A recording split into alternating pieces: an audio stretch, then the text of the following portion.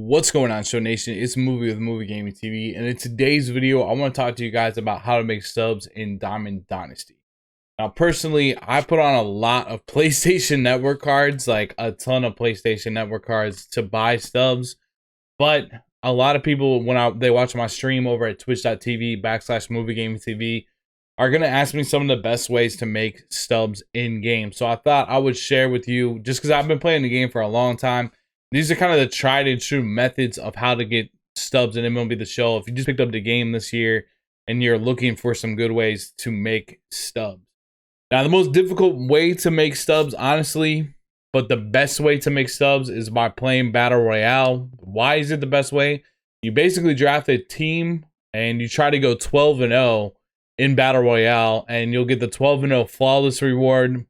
And, you got the flawless players pool. You get an 85 to 89 diamond. You'll get a 90 plus diamond for 12 wins. So this is a very, very, very good way to make stubs in the game. Albeit it is a very difficult way to make stubs in the game. It is not easy just to pick up the game and go 12-0 in Battle Royale. It's going to take a lot of practice, a lot of drafting acumen to go this route. This is by far, if you're like trying to do the collections with no money spent, you need to be playing a lot of Battle Royale, in my opinion, to try to just get up. Just even getting to 9-1 or 9 wins or 12 wins is incredible. If you can go 12-0, it's even more incredible. But that's kind of the route that you need to go. It does cost, I believe, 1,500 stubs to play. A really good way to make stubs is also by playing events. I honestly think this might be like the easiest, best way to get stubs. Now, you're gonna have to play online to do it, but there's going to be a lot of events throughout the year. And again, if you get, if you can go 12-1, at least you'll get an 85 to 89 diamond. It's a little bit different this year when you look at the rewards. They actually can, if you can grind out these wins, you're going to get a lot of free packs, a lot of free stubs.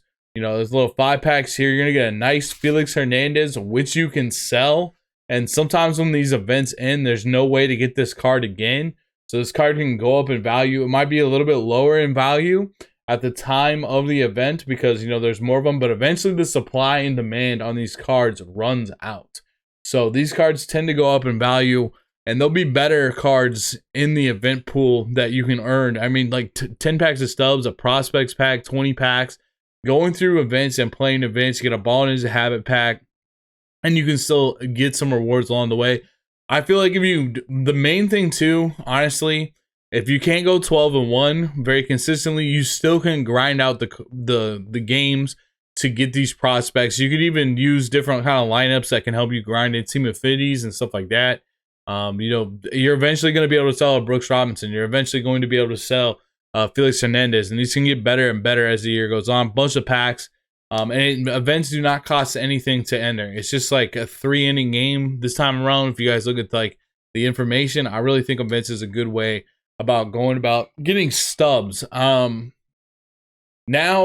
let me explain the marketplace to you if you've never gone into the community market before. Now, what people like to do, and this can get pretty in depth, what people like to do is they like to flip cards. So in MLB The Show, there isn't an auction house. There is basically what you do is you're going to buy buy orders and sell orders. Buy orders mean basically if I want this card right now, I can buy this Garrett Cole for $87,490. I also can put up my stubs in the seller request, and to someone that has the card, they can sell it to me for 75,000. 75,001 basically. So if someone has the card, they can sell it to me immediately.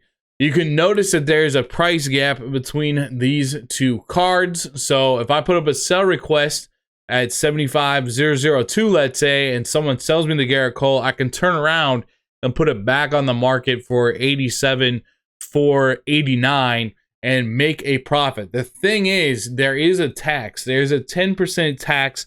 So you will have to do your math on that to make sure that you are still making stubs when you do these kind of flips. So it's one thing that's definitely something to keep in mind if you're going to flip cards, and you're going to want to look for bigger gaps. It's like a decent sized gap there on Trout. Here's a really big gap right here between Joe Adele. Like if someone sold you the card for 70,000 and you turn around and flipped it for 150,000, you'd be making a nice little profit right there if you're able to do that. So a lot of people flip cards.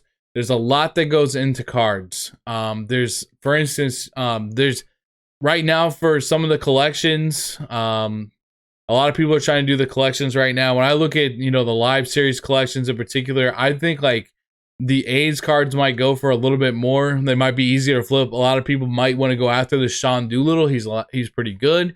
So flipping the A's cards might be profitable. A lot of people might be buying them because that Sean Doolittle is good. So keep your ear to the market. Keep looking for things like that. Look to flip cards. That's another way to make stubs. Another thing that's really good to make stubs, and I like going through Conquest a lot.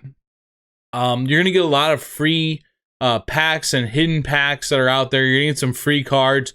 You're just getting games in as well, so you're always getting that after game reward type of thing. I like running through Conquest. I find it very relaxing to play. So Conquest is definitely worth your time if you're an offline grinder. And if you're also like, if you're no money spent, you're definitely going to want to go through Conquest. Moments, they tend to, you can knock out these if you would like as well. These are going to give you stubs, and a lot of times they're going to give you help towards the program. Now, a tried and true way to make stubs quickly is by just absolutely grinding the crud out of the program and getting program stars, because eventually you're going to knock out some really, really good packs like this Todd Helton, Oswald, and Deuce Snyder. Those cards will go for a lot, especially if you can get them first. And this is just a first inning program. There'll be several programs like, 10th inning, 11th inning. It goes on and on. You guys can see eventually the program ends eventually, but the faster you can go through some of these missions, and they got the missions over here that let you know what you need to do. Going through Conquest is always going to give you some program stars. Doing some collections is always going to give you some program stars. The first inning showdown is going to give you 70 program stars. So if you can knock out this program quickly, it is going to get you, especially when the new ones drop. Like, we're on the first inning right now, and the game just came out. But like when the second one comes out, we get these new cards. People are going to have a lot of stubs, and they're going to want the new content. So if you can grind this out in like a day or two, or like 3 days, you're going to be able to sell some of these cards. And plus you get a lot of rewards along the way. It's a very, very good way about going to get some stubs. So I would definitely recommend doing the program. You can try to grind out the XP reward path as well. Another really cool thing that's in the game. There are some more no sells though on some, there are some stuff that is sellable. Right now, out of this pack, by the way, guys, I really like this Greg Maddux a lot. He reminds me a lot of Oral Hershiser from last year's game. I think he's definitely the best one out of this pack if you're about to open this pack. You get the high diamond, but it is no sell. It's going to get you some it's not going to get you stubs, but it's going to get you some amazing cards if you do grind out this XP reward path. And you get XP by basically doing anything in the game just by playing the game. So the XP reward path is kind of like a free battle pass type of deal. Like it's really, really nice. I love the XP reward path. And so that's another way to go about making subs. Now, I haven't gone through Showdown to really see if you can make a lot of subs from that. If someone down in the comment section could drop if this is a good way to make stubs, I personally do not know if it is or not, but I would like to know down in the comment section below. So if you guys could help me out on that one, let me know. I will be going through this at some point. Maybe I will even drop a comment down in the comment section to give you guys some tips about what I think about that. Those are pretty much the main ways that you're gonna want to make stubs completely legit. There's no like glitch or anything like that. It's just like a straight up legit way of, the different modes in the game. I mean, another thing you can do, honestly, and you can play ranked seasons as well, which is the main mode that I play. If if you start to get your skill level up, you want to get to the World Series as quickly as possible. You guys can see the 3 rewards here. These cards will go for a lot. You get to select one of them, and you'll be able to sell them on the market for a lot. So the faster you can get up in ranked seasons, the faster you can get all the way to the World Series. The first season is going to take a little bit longer too, because you start out at 0, and the next season's like after this season ends and we start the next season, if you made it all the way to the World Series, you'll start like a 650 rating and have to play about I don't know, if you can go like 12-0, 12-1-ish, just to start off the ranked season, you'll get all the way to the World Series, most likely, rating-wise. So, obviously, another really good way to... A lot of his stuff is just when you got a program or anything new and there's new content, you want to get to that content as quickly as possible, either grinding it out through playing like world, ranked seasons or events or anything like that. Getting to that card as quickly as possible and then selling it is a really, really good way to make stubs. That's how I will be making my stubs for this game. A lot of people, flipping is always good. I think a lot of people like to flip equipment as well, like the different cleats and stuff like that, because from a Diamond Dynasty perspective and Road to the Show, a lot of the Road to the Show guys, they're not going to sit there and like put it in an order for these gloves. They're just going to buy these like Trout Elite gloves for 31K. They're not going to they're not worried about every single stub. So I think that the equipment is a good thing to flip. It might take a second to flip, but it's probably a good thing to flip because you're going to get a lot of people just buying out, and you're going to get... And people might just switch their gear from Road to the Show. And this gear you can also use in Diamond Dynasty, but I don't know if you guys are seeing what I'm saying. Like, if someone from Road to the Show might be like, I don't like these cleats anymore, I'm going to sell them. I don't care about the 9,000 stubs. I just play Road to the Show. So, something to keep in mind, this equipment is good stuff to flip. I hope this helps you guys out on, some good ways to make stubs. Honestly, if you guys have anything more that will help somebody out, down in the comments below, can you please, I'm begging you, can you leave a comment to help other people out? I would really appreciate that. You might even help me out, to be honest with you.